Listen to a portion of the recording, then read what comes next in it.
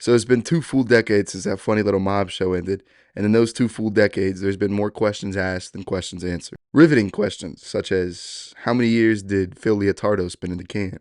How big was the mole removed from Ginny Sack's ass?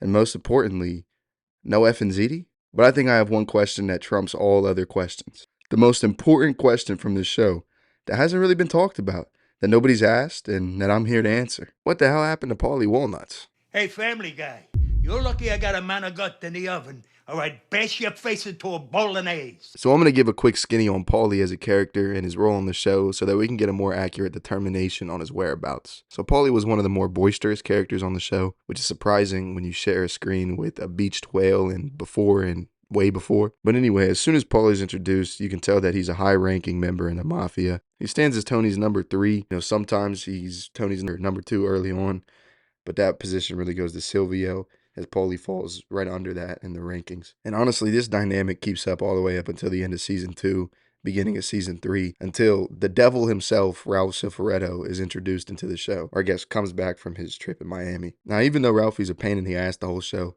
he does out-earn Paulie, which gets him in higher graces in Tony's eyes, even though that whole beef over Tracy and everything, the whole reason that Ralphie wasn't killed or clipped was because he earned the mafia too much money. We can see the dynamic between Paulie and Tony start to shift whenever Tony leaned in the favor of Ralphie towards the construction thing, I believe it was, wherever Paulie wanted $50,000 and he only left with 12. So however solid Paulie is, you can see him start to take his own liberties whenever he talks to Johnny Sack of the New York crew. He's seemingly trying to get in the good graces of Johnny Sack. You could tell Uncle John. And then eventually Carmine Lupertazzi, who was the head of the New York crew. And we're only to presume that his goal here is to switch sides or switch families from Tony's to Johnny Sack's and Carmine's, the New York family. Now, little Paulie ends up telling Paulie a joke that Ralph made. Ginny Sack had a 95-pound mole surgically taken off her ass At a dinner while Paulie was incarcerated. And given the fact that Paulie was already trying to get in the good graces of Johnny Sack, and he didn't like Ralph Cifaretto that much, he goes and decides to tell Johnny Sack about that joke that was made. So this all culminates when Paulie realizes that he was being played by a fool by Johnny, only to get leverage on the Jersey family whenever he walks up to Carmine, and Carmine has no clue who he is. So this is when Paulie, I guess, steps back in line and tries to be there for Tony while he's in the coma. He ends up paying his debts to Carmela out of fear that Tony might know about it and might do something to Paulie if he doesn't end up paying his debts. So this is all seemingly forgotten about until the season 6 episode Remember when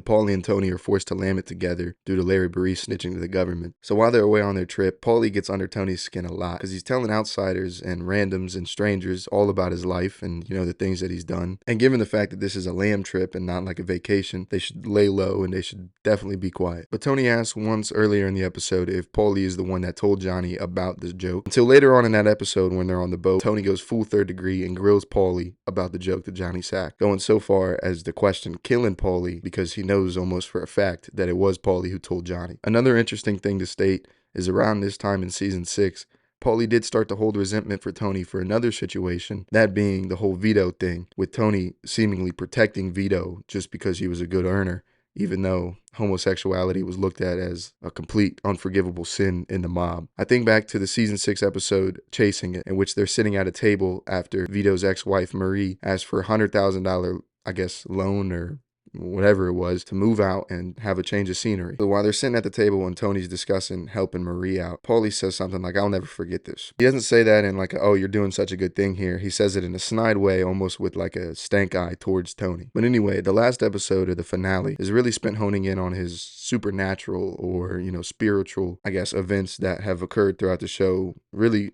only to Paulie. I mean, I know it's been here and there, but Paulie's got, definitely the most supernatural events to speak on. And in the last few scenes that we see Paulie, you can see him conversating with Tony and having a conscious battle between the things that he sees and what's real and what's not. And from there on out, Paulie Walnuts is never to be seen again on the show The Sopranos. Fuck your neighbors. When you gonna pay me? When you suck the money out of my ass! So I know I jumped around a lot, but I was just trying to give a quick refresher to anyone in case it's been a minute since they've seen the show. But now let's get into the theories as to where Paulie might be. You're not gonna believe this. He killed 16 Czechoslovakians. Guy was an interior decorator. So right off the rip, I think we can eliminate two options pretty obviously. The most obvious one is that Paulie was 100% not a rat or an informant or a cooperator with the government. It was actually in the actor Tony Sirico's contract that he would never flip, he would never be a rat, he would never cooperate with the government in the show, given his, previous lifestyle when he was or affiliate with the mob. And the second possibility that we can almost undoubtedly rule out is that Paulie Walnuts is dead. And you might be like, well, how can we rule that out? We saw Silvio get shot. We saw Patsy get shot at. We saw Bobby die. Possibly Tony ended up getting clipped. Well, think about it. You think if the showrunners wanted to kill such a vital character off that we wouldn't see that or have any indications of that at all, and that would be something that we're supposed to assume happened after the ending? I don't buy it. Paulie Walnuts was there episode 1. He was in almost every episode aside from his stints in prison. And if he was going to be killed off, it would 100% be shown on screen. So right off the rip, we know Paulie was not a rat and Paulie's not dead. The Jew with the black clothes and the curls and everything? They're called Hasidim. Hasidim, but I don't believe him. So the second theory is more of a popular internet theory.